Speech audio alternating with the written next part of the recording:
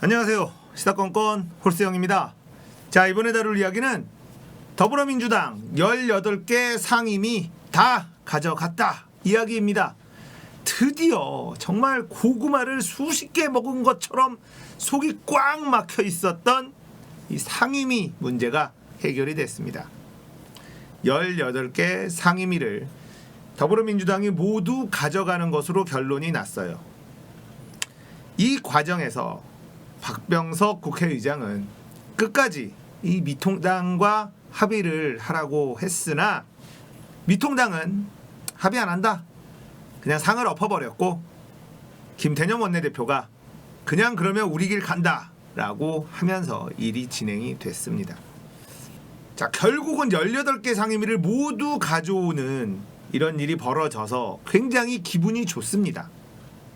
하지만 앞으로 또 박병석 국회의장이 어떤 식으로 국민들의 속을 답답하게 만들지에 대한 걱정은 여전히 남아있네요. 자, 11개 상임위원장 후보 확정이 됐고요. 이제 본회의 투표를 통해서 결정이 납니다. 운영위원장 김태년, 정무위원장 윤관석, 국토위원장 진선미, 교육위원장 유기홍, 과방위원장 박광원, 환노위원장 송옥주, 행안위원장 서영교, 문체위원장 도종환, 농해수위원장 이계호, 예결위원장 정성호, 여가위원장 정춘숙 의원입니다. 물론 여기에 민주당에 있는 이 의원들, 이 위원장급 의원들이 솔직히 다 마음에 드는 건 아니에요. 일단은 국토위원장 진선미, 여가위원장 정춘숙, 이 두 분은 사실 이 페미 쪽에 이 빌런급들입니다. 네. 뭐 이런 분들도 있고 문체위원장의 이제 도종환 의원 뭐 이런 분들도 밤에 쏙 드는 분은 아니에요. 도종환 의원 같은 경우에 또 뭐 환단고기 뭐 이런 논란도 좀 있고요. 아무튼 그러나 아무리 여기에 계신 분들이 완벽하게 제 마음에 쏙 드는 분이 아니라 할지라도 미통당에 있는 그 어떤 분보다 낫습니다. 그것만은 확실해요. 예. 어떻게 모두를 만족시킬 수 있겠습니까? 이 정도만으로도 괜찮습니다. 자, 이제부터 일하는 국회 시작이에요. 하지만 한 달을 날려먹었습니다. 한 달을 날려먹었어요. 이 한 달 국민들에게는 진짜 중요한 시간인데 박병석 국회의장에게는 아무 의미 없는 한 달이었던 것 같죠? 한 달 정도는 국회가 놀아도 아무 상관없다라고 생각하시는 박병석 의장님, 내려오십시오. 그런 마인드로 국회를 운영해서는 국민들이 절대 지지하지 않아요. 국민들에게는, 민초들에게는 이 한 달, 국회가 놀고 있는 이 한 달이 진짜 숨이 꼴딱꼴딱 넘어가는 한 달이라는 거 절대 잊지 말아야 된다. 국회는 항상 일을 해야 됩니다. 옛 정치, 이 구태 정치 이제 버려야 된다. 자, 그 와중에 아무런 힘을 써보지 못한 주호영 원내대표, 문재인 정권 꼭 33년 전 전두환의 길로 간다, 이런 망발을 쏟아내네요.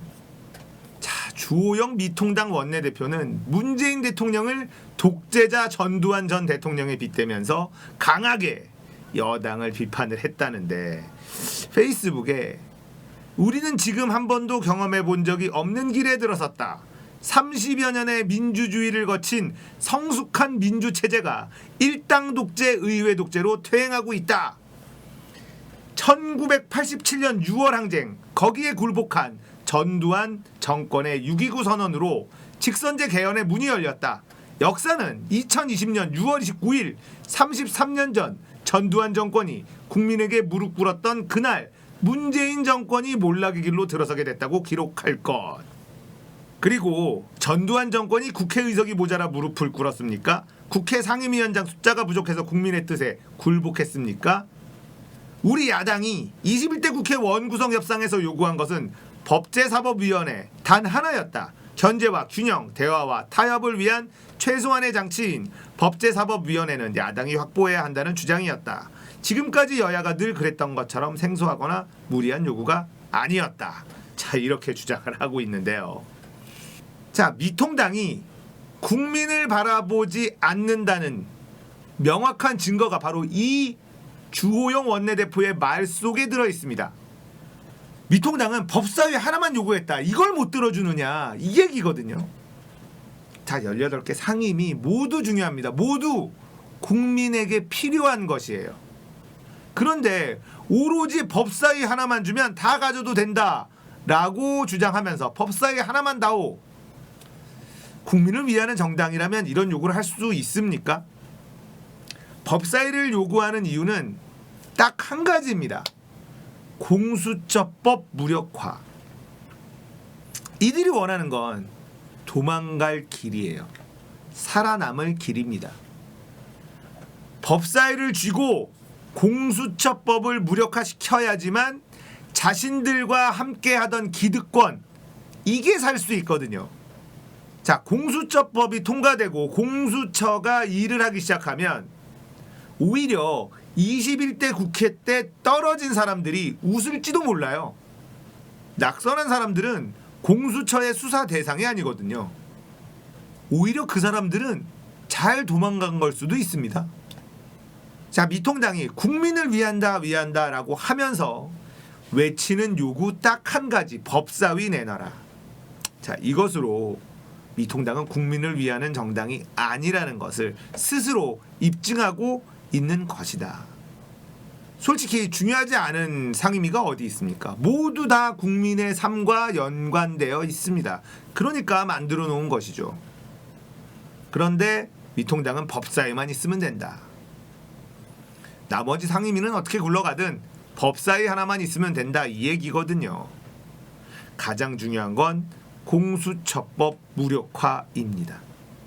지금도 공수처장 추천을 하지 않겠다, 이렇게 시간을 끌 계획을 공공연하게 드러내고 있습니다.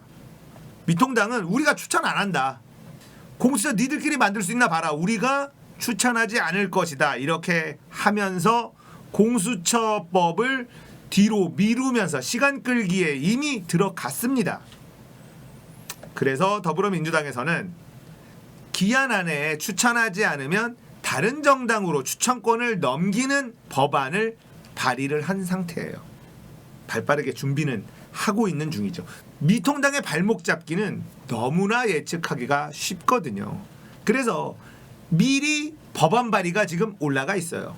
자, 이제 상임위가 모두 구성이 됐으니까 발의된 법안 다수결로 빨리빨리 쫙쫙쫙 처리하고 본회의 열어서 땅땅땅 법안 통과시키면 공수처법 시간 내에 안전하게 할 수 있습니다. 거기다가 문재인 대통령은 법에 정해놓은 시한 안에 공수처를 출범시켜달라, 이런 요구를 국회에 던졌습니다. 자, 그러자 미통당에서는 정부가 국회에 압력을 넣는다, 뭐 이러면서 또 발끈해요. 언론들도 마찬가지고요. 청와대가 국회에 압력을 넣는다. 자, 그런데 이것 또한 말도 안 되는 소리죠. 지금 처리되어 있는 법안 안에 날짜가 명시되어 있어요. 법을 지켜달라고 요구하는 게 압력입니까? 법을 뛰어넘는 것을 요구해야 압력이지, 법대로 좀 해달라고 부탁하는 건데 이걸 압력이라고 또 우겨요. 미통당이 우기는 건 좋습니다. 언론들도 같이 우겨요. 법대로 좀 하자고요, 제발. 국회법대로 하는 것이 이렇게 어렵다는 걸 우리가 알았지 않습니까? 국회법 안에는 국회가 시작돼야 하는 시기를 정해놓았어요. 그런데 박병석 국회의장이 이걸 무시했죠. 미루고 5번인가 약속을 미뤘습니다. 국민과의 약속을 5번이나 어겼지만 국회의장은 여전히 그 자리에 그대로 있습니다. 이런 법안도 발의를 해야 돼요. 국회의장 정도 되면요, 국민과의 한 약속을 어기지 못하도록 본인이 하는 말에 이 무게감을 느낄 수 있도록 아예 법으로 못을 박아야 된다. 자, 며칠까지 하겠다라고 국회의장이 말했으면 이건 법적 효력이 있는 것이다. 이렇게 만들어버리든지 해야 됩니다. 아니면 국회법을 어겼을 시에 더 강력한 처벌을 받도록 해야 돼요.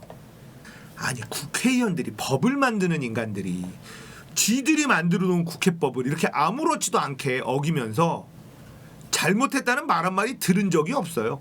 네, 뻔뻔하게 짝이 없는 사람들이죠. 제발 국민들한테 법 지키라고 얘기하지 말고 당신들부터 법 좀 지키세요. 당신들이 직접 만든 이 국회법부터 좀 제발 지켜주십시오. 그러면 대한민국 훨씬 더 좋아질 겁니다. 자, 많이 늦었습니다. 한 달이 그냥 속절없이 날아가 버렸어요.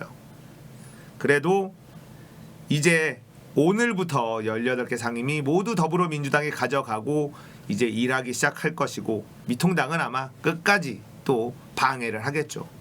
그런데 국민들이 180석을 만들어줬으니 이들이 방해할 수 있는 방법이 없습니다.